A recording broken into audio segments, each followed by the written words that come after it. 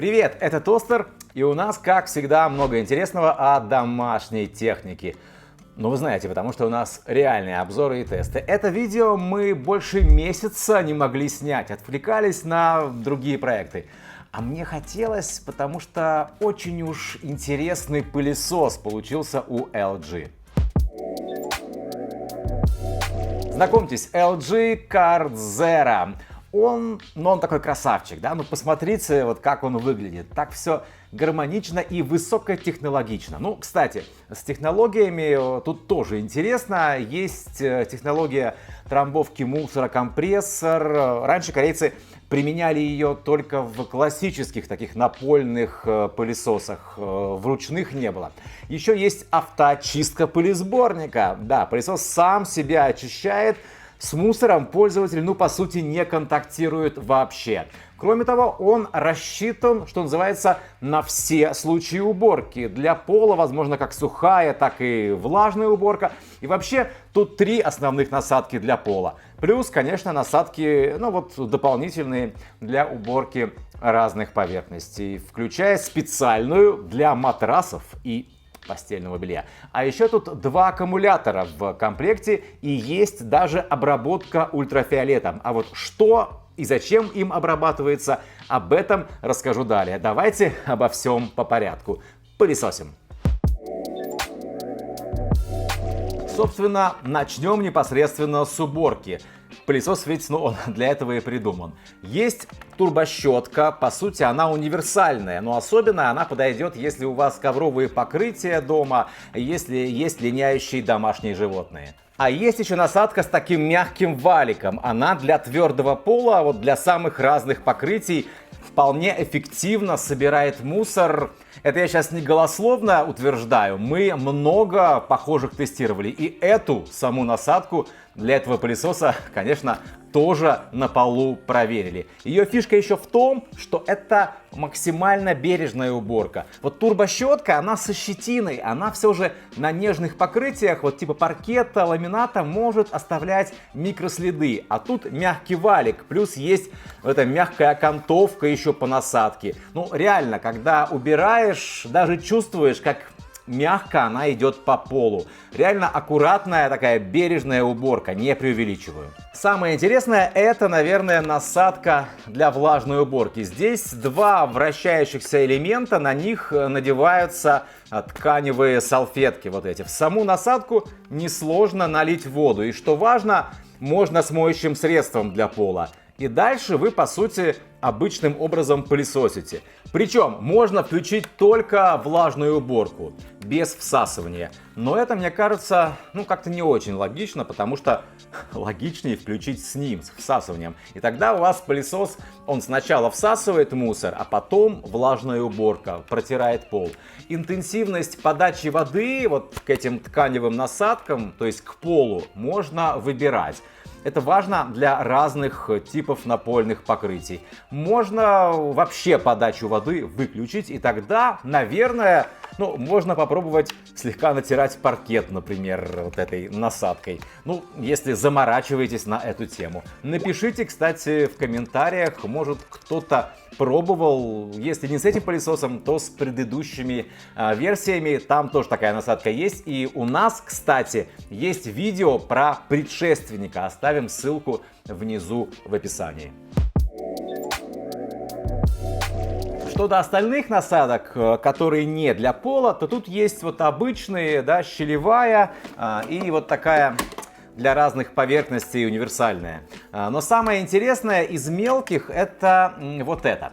Вот если по классике в комплекте должна быть мини-турбощетка. Вот такая, чтобы собирать шерсть с дивана. Но в этой модели корейцы пошли другим путем и положили в коробку вот такую щетку. Она, чтобы выбивать пыль из матрасов, покрывал, одеял. На российском сайте LG про нее шикарно написано. Насадка для взбивания постельного белья.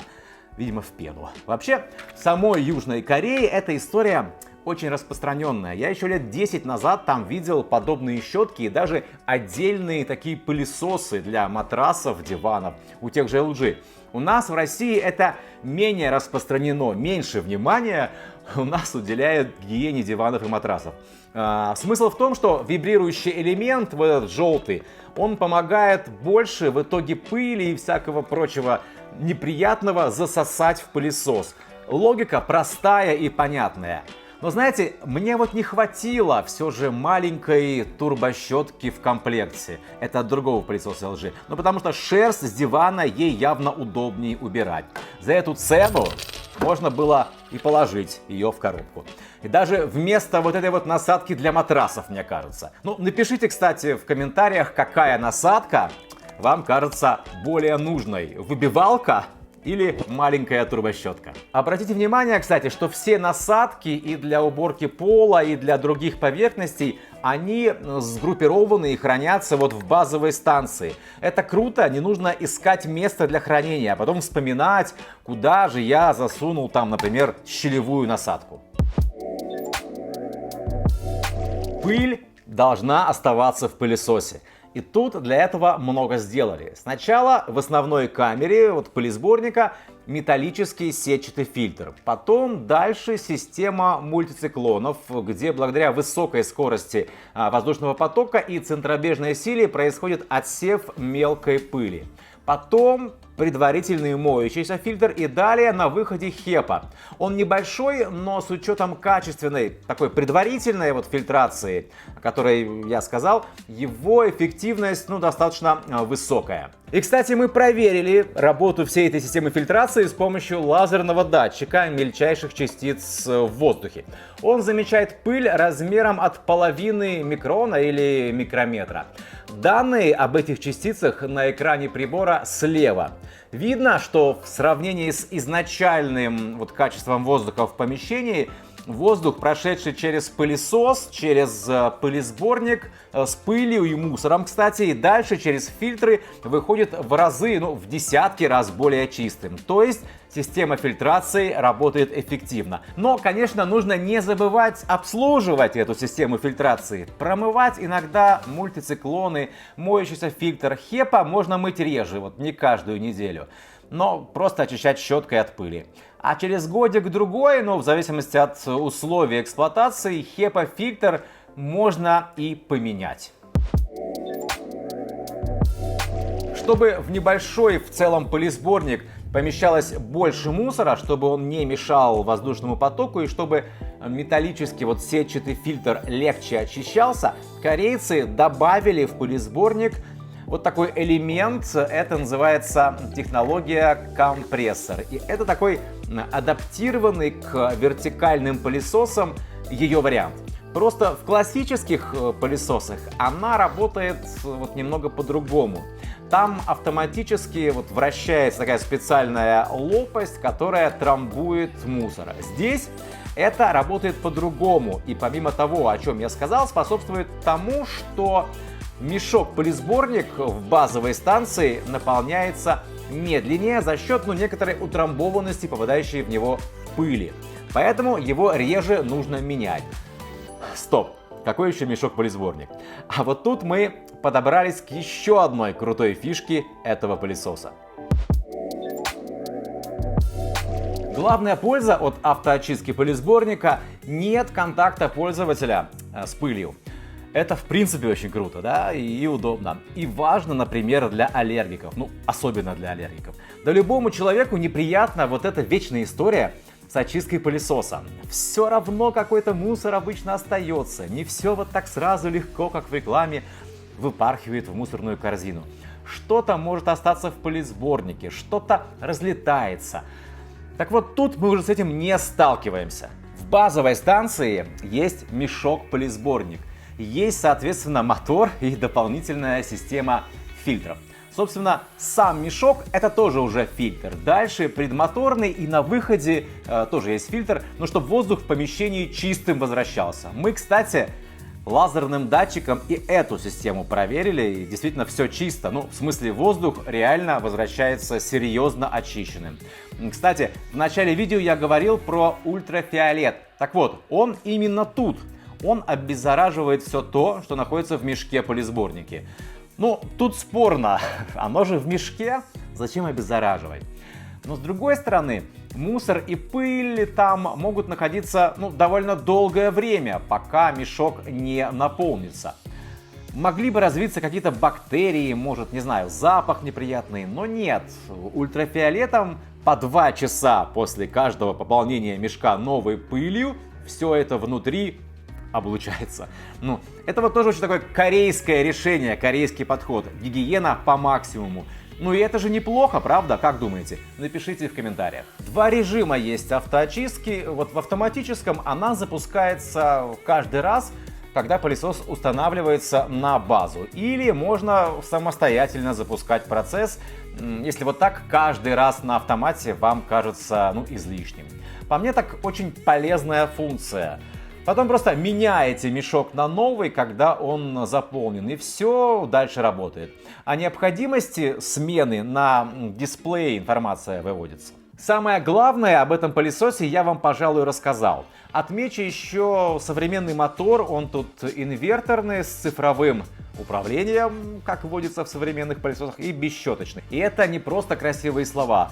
Он мощность всасывания обеспечивает хорошую, до 210 Вт. Но это без насадок, конечно. Он работает не громко и обеспечивает хорошую энергоэффективность. От одного аккумулятора до 60 минут работы, а их тут 2, итого это 120. Это, конечно, в обычном режиме и без моторизованных насадок. С ними поменьше. В общей сложности до 80 минут, но это тоже хороший результат, отлично.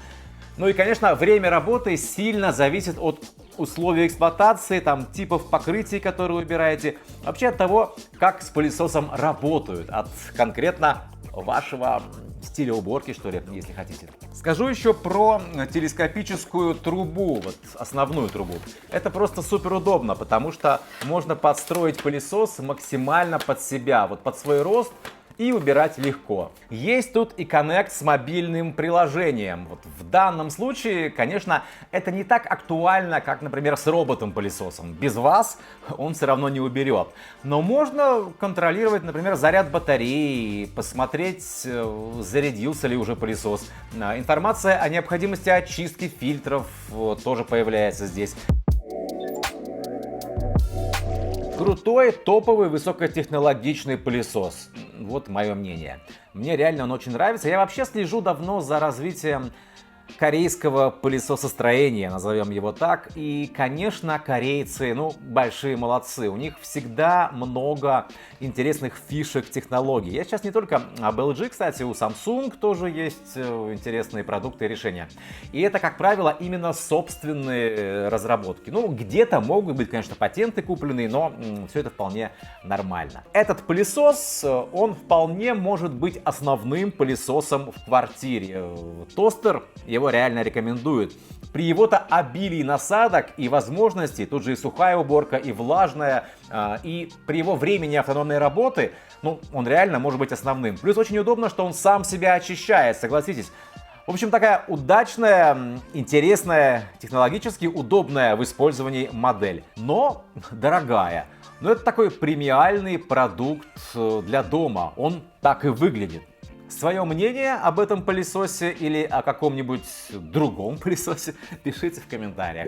Делитесь опытом, это важно и для нас, и для других людей, которые посмотрят видео и будут читать комменты. Этот тостер мы не делаем из домашней техники сенсации, мы просто рассказываем о том, как она реально работает. Лайк, шер, подписка на канал, будем благодарны. До новых обзоров и тестов.